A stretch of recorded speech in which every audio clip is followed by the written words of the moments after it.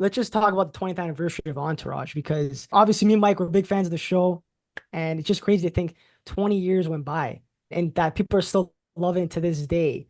Just because many things, it was wild, it was funny, it was just a crazy peek into Hollywood life, from like all the nonstop parties, the drama, everything between the bond of Vince and the crew.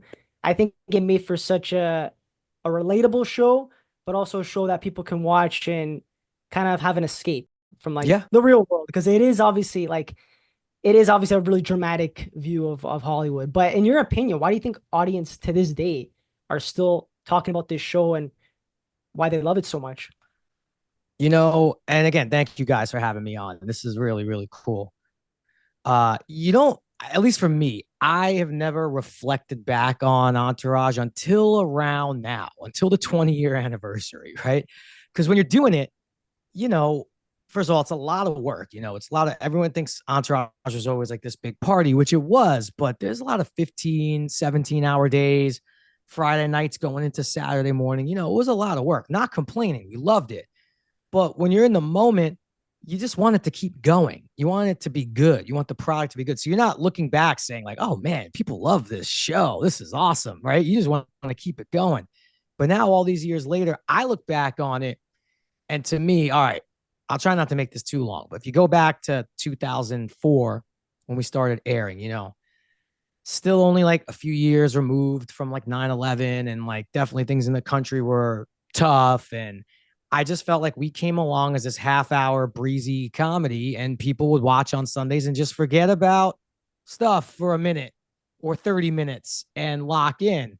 That's number one. Number two, it really was a show about friendship, male friendship, but friendship in general. And when you guys, I mean, you guys are young guys, so you probably have a version of this. Wouldn't you like to have your friends around at all times, ready to just, it doesn't always have to be a party. It could be go to breakfast, go to lunch. Hey, your boy's going to barbecue. Great. Like it was just about the hang.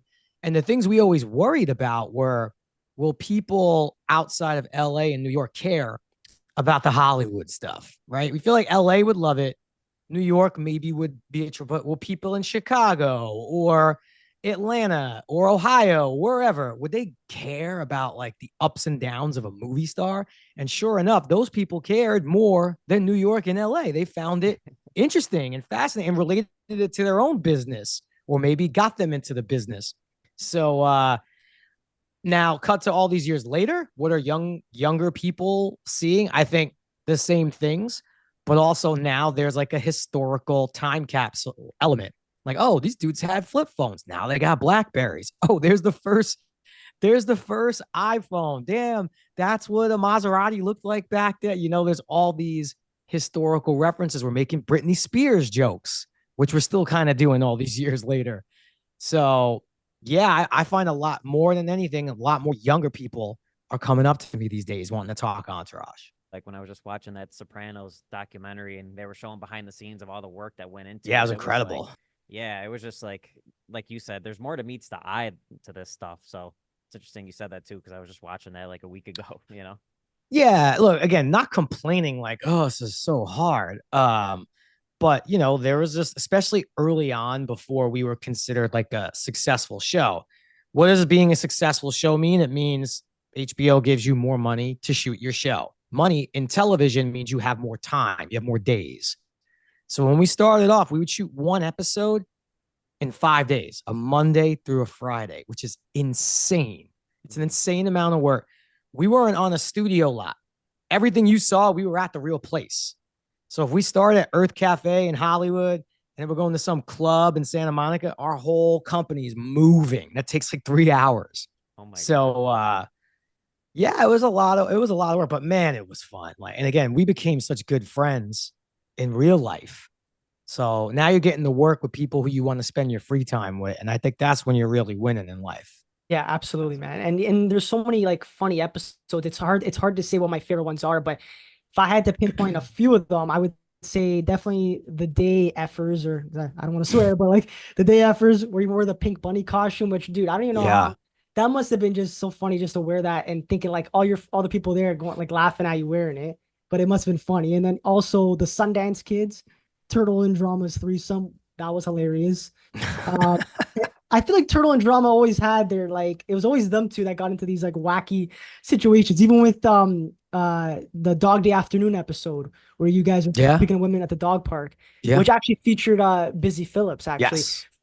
Funny enough, I was reading online about it. I don't know if you saw this or maybe you did, that she was on the show, but then she ended up saying that she didn't like the show after. But she said that you were the sweetest out of the bunch. I don't know if you read about I did that. not. You might have to send me that because I loved Yeah, working with her. She was hilarious on the show.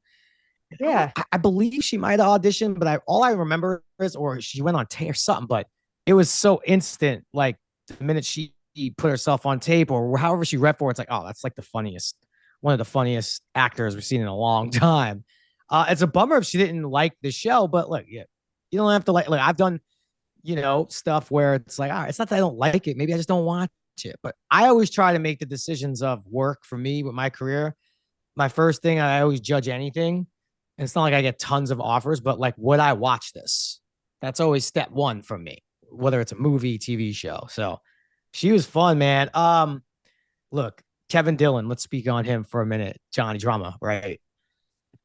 Everyone was most worried about him and I when the show first started because there's a big age gap between us. I think he's like 16 or 17 years older than me. Yeah. So like when we started, I was 23, he was 40. And we always made the old jokes with him, but people were worried, like, and I looked really young. Could they believe that we were like in high school at the same time? I almost didn't get the part because of that. Wow. And because he was so good, they knew they were casting him. No, not one person in the 10 years Entourage was around that ever said, like, I never bought the relationship because of the ages.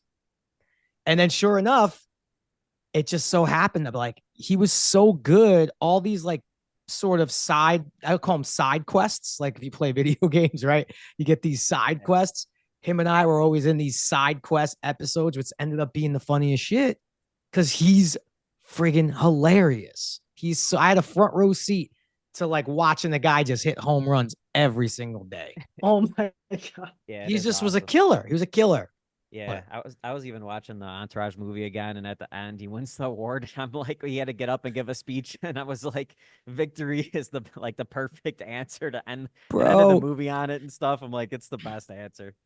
He's I great. was just with those guys. We were talking off the air. I was just with those guys at Derek Jeter's charity event, Turn Two Foundation, and Kevin Dillon won something at the event that he like bid on, and the crowd went nuts. And he did the victory. Like he's still playing the hits, and people still love it. Still love it. That's That's so cool, awesome. man. Well, yeah, Yep. I have an older brother, so I know what it's like the dynamic. He's 10 years older than my brother. Yeah. So like I understand like the banter between, you and him because I've been through that. I've been Right. through the side quest, quote unquote. Yeah. And that's again, that's really what we were trying to do with the show all those years. Now, here's the funny part, right? Everyone talks about like chemistry. Oh, you guys have such chemistry. It looks like you're really friends on the show, and we really were friends in real life. But with acting and television and movies, it's the secret sauce. It's the lightning in the bottle. You can't predict it. You could cast people and say, oh, they're friends in real life. They'll have a lot of chemistry, and it's not there. I've seen good friends off camera have zero chemistry on camera.